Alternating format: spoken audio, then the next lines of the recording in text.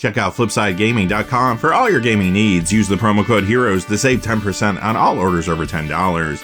Additionally, from December 12th, 2019 through January 27th, 2020, if you use this promo code, you will automatically be entered into a drawing to win a Theros Beyond Death Draft Booster Box. Also, there is another way to enter where no purchase is necessary. See the link in the description below for full details.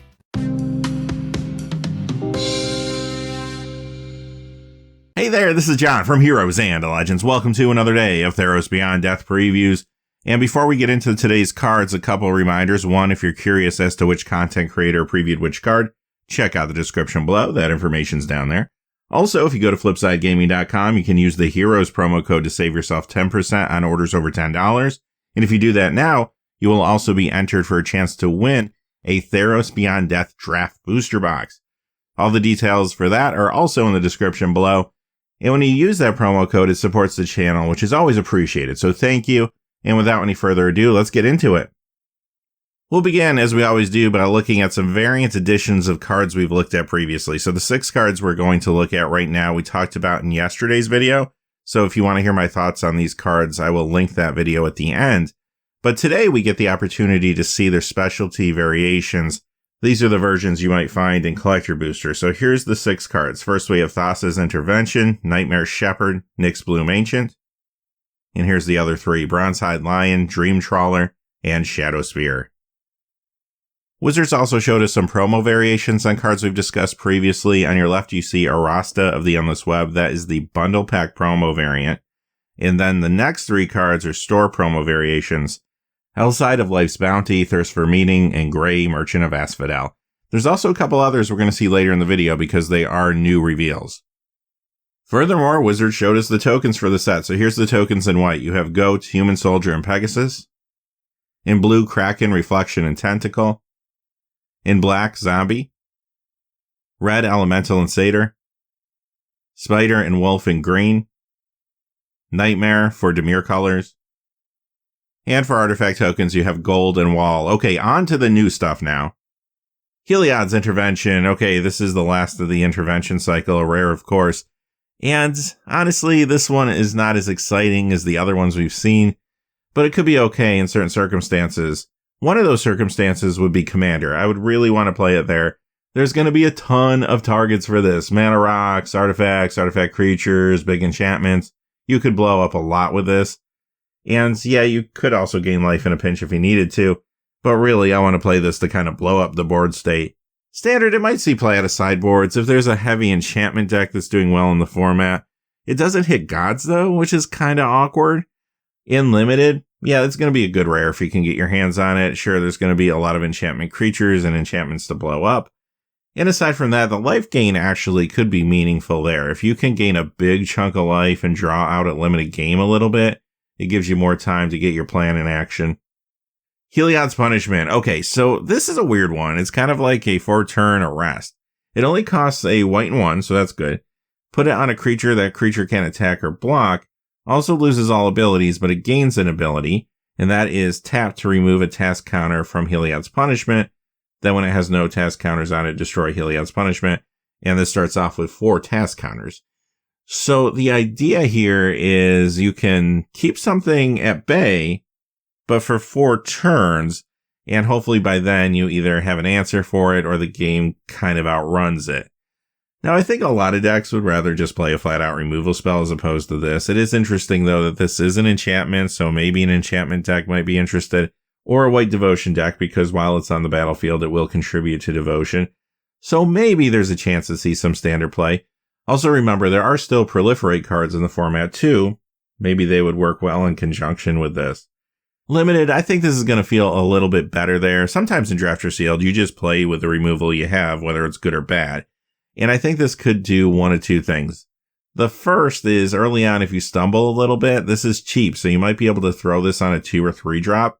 And then 4 turns later, hopefully that creature will no longer be consequential and you'll have caught up. Or in the later portion of the game, you might have that one creature that's standing in your way, maybe that big blocker or the big flyer or something, and you could put it on that creature, and then you have like 4 turns to try to put away your opponent. And under that circumstance, you'll be very happy to see this card. Shatter the Sky. This is a rare, and this is the latest kind of Wrath of God variation. 2 white and 2 sorcery. Each player who controls a creature with power 4 or greater gets to draw a card, then destroy all creatures. So basically, if you have larger creatures, you get to replace this, which is cool. But your opponents also have the opportunity to maybe draw a card too if they have large enough creatures, which diminishes the value of a board sweep by just a little bit, although not enough for me to be too worried about it. When it comes to standard, yep, this is going to see standard play. Control builds will like this. Maybe you could play with some of those white creatures that can get indestructible, perhaps. That might be something to think about. And in limited, yeah, you're going to love to have access to this. These are always great panic buttons just in case you need them. Next is a Russian language preview, loosely translated Thaumaturg of Many Faces. This is pretty cool because basically it's a cheap creature, 2 casting cost 1/1. And when you play an enchantment, you get to copy any creature on the battlefield, not just creatures you control. Lately, it feels like all the clone effects are just creatures you control. Let's talk about limited first. This is a little fragile to start. A 1/1 for 2 doesn't feel great. But if it does survive, maybe enter in 3, you could drop an enchantment creature, beef this up a little bit, or another enchantment as long as there's a target on the battlefield that's bigger than a 1/1, which there probably will be. And then later in the game, you're kind of set up to change this into hopefully something bigger that will truly matter. I also like the way this plays with the omens because those have flash. So if your opponent attacks in, you could surprise them maybe. Flash in an omen, constellation activates, turn this into a larger creature. They might be caught off guard. Basically, if you have enough enchantments in your deck, and you probably will in draft or sealed considering this is Theros, I think this is definitely worth running. It is a rare, you're not going to see it all the time though. What about standard though? Could it see play there? I don't know, maybe. It's a long shot though. I'm not really feeling it. Perhaps if I was trying to build a blue deck with a lot of enchantments, I might try it out there. But I do think it has a few problems. One, it is fragile, like I said about limited, but even more so in the standard environment. There's a lot of ways to kill 1 toughness creatures there. Secondly, a lot of times in standard, clones have struggled because they just don't always have good targets. It doesn't feel good when you draw your clone, and then there's nothing really good to clone on the battlefield. Kind of sits in your hand, feels like you just wasted your draw. This card in particular has the challenge, even though it is cheaper than your traditional clone, you do get this on the battlefield for 2, but then you still need something to trigger the constellation. So you need a follow-up enchantment play, which may or may not be there at any given time. Because of all those variables, I don't feel like it's going to be consistent enough for standard. This one's a Portuguese language preview, loosely translated, Cataplebis Plague Breath. This can be a fine limited card. I don't think it's always going to make your cut in draft or sealed, but here's what I do like about it. As long as you have at least a little bit of Black Devotion, you can hopefully take out something sizable and get yourself a 3/2 body on the battlefield at the same time. Pretty good. Now you have to take into account, though, that this does cost 6, and there could be a lot of competition towards that higher end of your curve. Maybe you have some other really good 6 or even 7 drops. You can't play them all, so there are times where this might get cut. If you do decide to play this, you probably want to make sure you have a fair amount of devotion to black. It doesn't necessarily have to be a mono black deck, but you have to feel like you're going to take out a creature that's going to matter if you play this. This actually could take out a god in theory, which is kind of cool. But I think you at least wanted to take out like a 4-drop minimally, right? Before you're really going to start feeling like you got your money's worth here. If you don't feel like your deck will consistently be able to do that, maybe you skip it and play something else.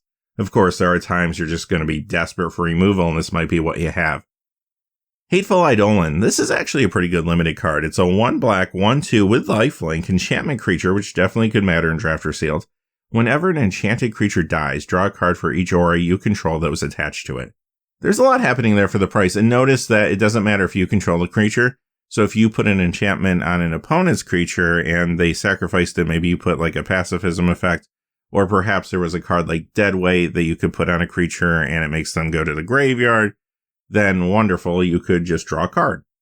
That feels like nice value. But I think the main reason that this is here is to try to mitigate the risk of playing auras in draft or sealed. So we know auras can be risky, but if you can get the aura on the creature, and then even if something happens to it before it can engage in combat or anything like that, then you still get something as long as this card is on the battlefield. Overall, this might not always make your cut, but if you have enough auras in your deck or you have enough constellation cards, then yeah, you'll be happy to run this. Hero of the Games. This one's a Spanish language preview, and this is just fine for limited, especially if you're in the Boros colors. This is another one of those cards that has the quote-unquote heroic mechanic here. And I usually don't like 3 casting cost cards that are 3/2s because many times they do trade down for 2 drops, but considering the ability on it, yeah, I could definitely see myself playing this. If I'm not in the Boros colors, though, I might have things that are a little bit better and a little more on theme for what I'm trying to do. Thrill, a possibility. Okay, the copy you see on the screen is the store promo copy. Now, this was previously leaked, so you might not be surprised to see this card here. It is a reprint as well. You know it from Throne of Eldraine. It did get some new art, though. However, I will say this. I think it's a good card in Throne of Eldraine. Red always likes to be able to see more cards whenever possible, especially the more aggressive versions of red decks. However, I do think this is going to be even better in the Theros environment, because sure, you still get to see more cards with it, but also that discard becomes more critical. Being able to populate your graveyard for escape mechanics is going to be important at times, and there's other graveyard shenanigans that you can pull off within this set too, aside from just escape. The Is It color combination in Limited is also going to like this because they want you to play a spell on your opponent's turn, and this is a cheap instant. And also, I'll go as far as to say maybe this card gets better in Standard too with the Theros set coming in.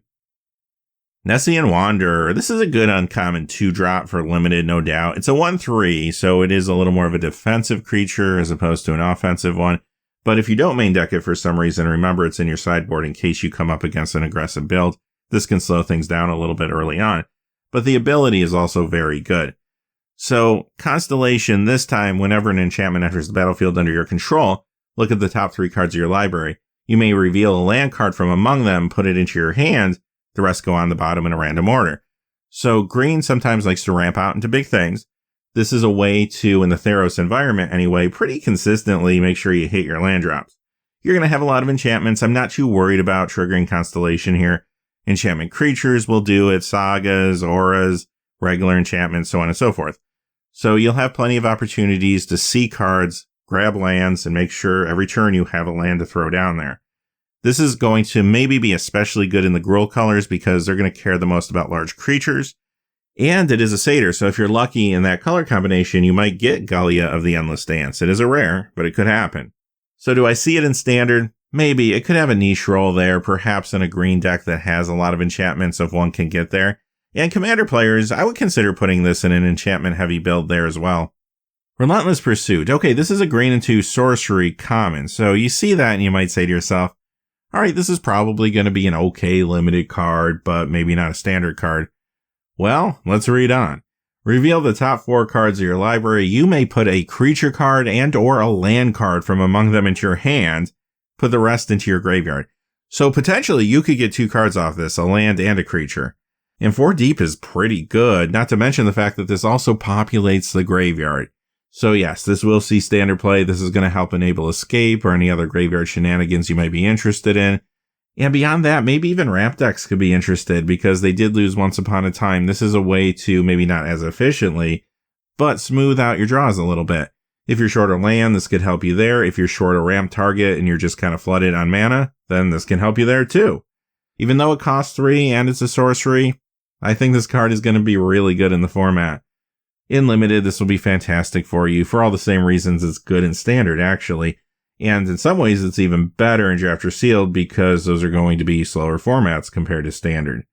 This is also a common, so these will be relatively plentiful. Return to Nature. Another reprint here with some new art. It's a common, but we saw this before in Throne of Eldraine as well as War of the Spark. But this card does see play in constructed formats already. Standard, Pioneer, Modern, and Legacy, as a matter of fact. When it comes to the Theros limited environment, this card is actually very good. I'm happy that this is common. You're going to see a lot of these floating around, but at least 2 of the 3 modes here are going to be very critical, I think, within the environment. Getting rid of an enchantment, which also could be an enchantment creature, or exile a card from a graveyard, perfect for hosing escape. Not only is this very main deckable, I would argue that there's times where this might be a first pick in a draft pack. Wolf Willow Haven. This is a card that was previously leaked, so you may have seen it before. On the left is the regular copy. On the right side is the store promo variation. And let's just cut to the chase. This card is awesome. It's going to see standard play. Just throw this into a mono green ramp deck. It's going to do work for you. Early in the game, if you can get this onto a land, it's just going to push your resources that much harder. Hopefully being able to quickly get to your big plays like Questing Beast or Nissa. And then I also like that it adds resistance against board sweeps. For example, later in the game when I have enough mana if somebody goes ahead and sweeps the board, okay, I'll go ahead and pay the 5. I got myself a 2/2 creature right out of the gate. I just have to wait until my turn, and I can hopefully begin recovering relatively quickly. I think this is good enough to actually see Pioneer play as well. Limited, yes, you're going to play this card, and you're going to love it there too. Fantastic uncommon for Draft or Sealed. It is an enchantment, that could matter. Again, it's going to push your mana early on, which is always good. And then later in the game, when you have your resources, it gives you a tad bit of board presence with that 2/2 wolf token. Nothing crazy, but sometimes in Limited, that's enough to begin to turn the tide. Acolyte of Affliction, this is a French language preview. It is the Signpost Golgari uncommon for Draft or Sealed. It tells you exactly what those colors want to do, and that is populate your graveyard. So you could grab this card early in a draft, try to build around it. And the whole idea here is you play something like this on turn 4.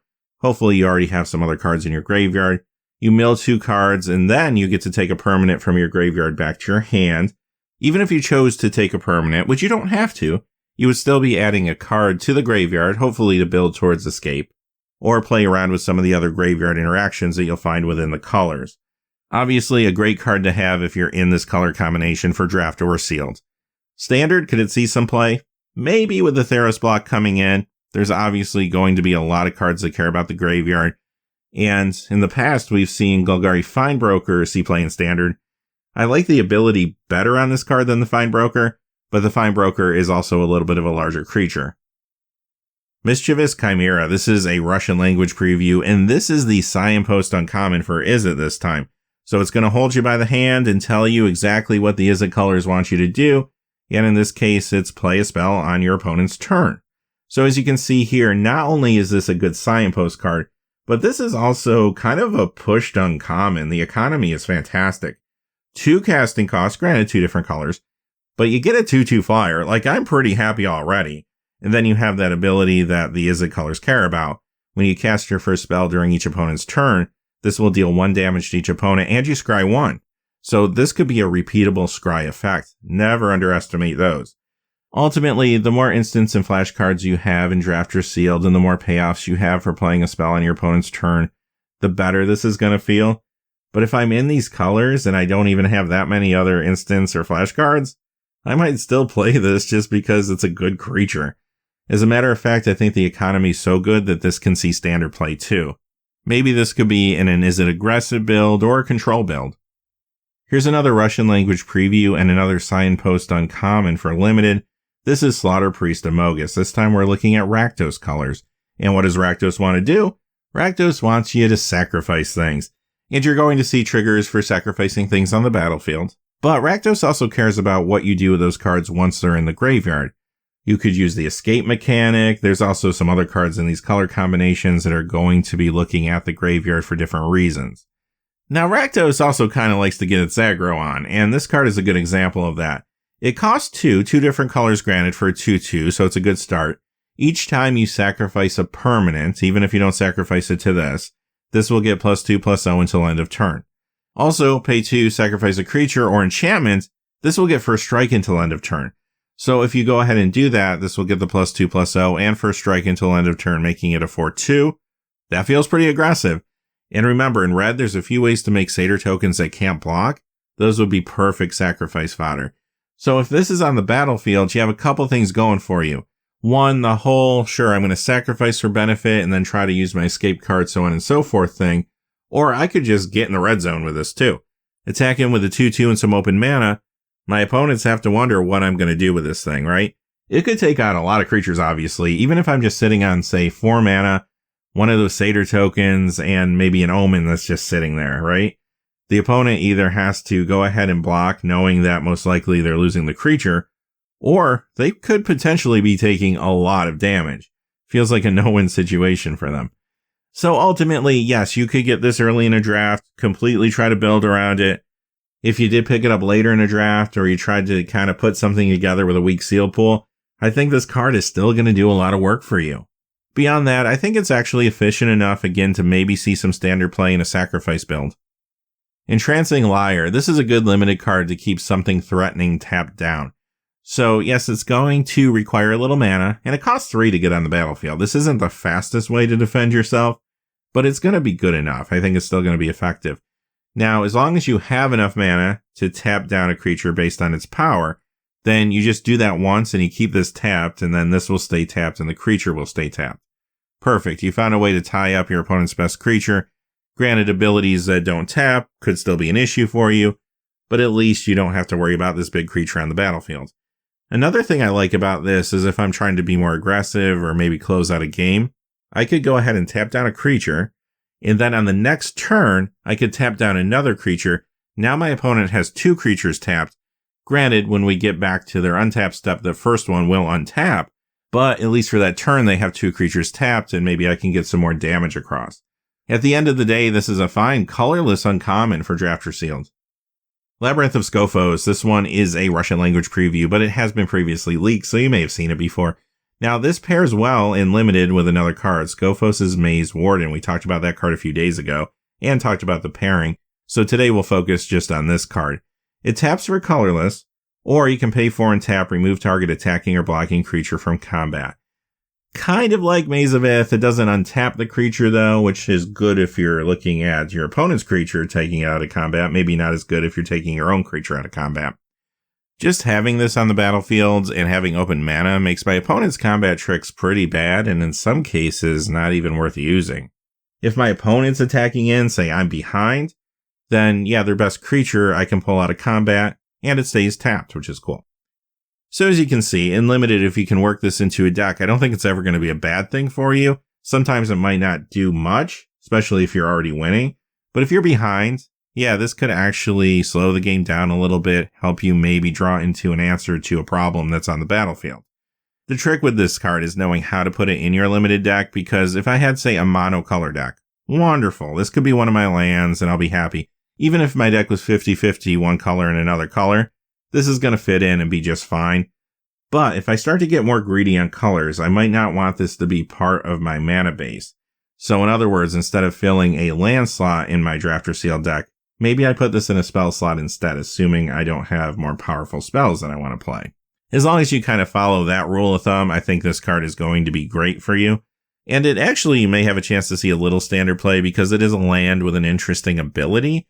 And again, if you're not too worried about your mana base, like in a monocolor deck, yeah, I might throw this in and kind of see how it plays. Commander players, this is a great deterrent for any big commanders out there that might want to attack somebody. And I know Maze of Ith is a huge commander card, and that's a lot easier to activate than this, but maybe some decks would like the redundancy. Unknown Shores, here's a reprint with some new art. I mentioned this card yesterday because I saw it was in one of the Planeswalker deck lists, so I figured it was going to be in the set. So yeah, here it is officially now, at common of course. Great way to fix color for Drafter Sealed. Alright, with that being said, those are the cards for today. We're going to come back tomorrow and look at all the cards that are previewed over the next 24 hours. And that should be the rest of the set. Saturday, we're going to do our market watch as we always do. But until next time, hey, thanks for watching. Please remember to like and subscribe and have a great day. Hey, thanks for watching. This video is made possible through the generous support of viewers like you on Patreon. Check out the description below for links to our Patreon page as well as our Amazon affiliate store, where a small percentage of all sales will also help support the channel. Finally, if you haven't had a chance yet to subscribe, hit that subscribe button so you don't miss any of the new videos on Heroes and Legends. Talk to you again soon, and have a great day.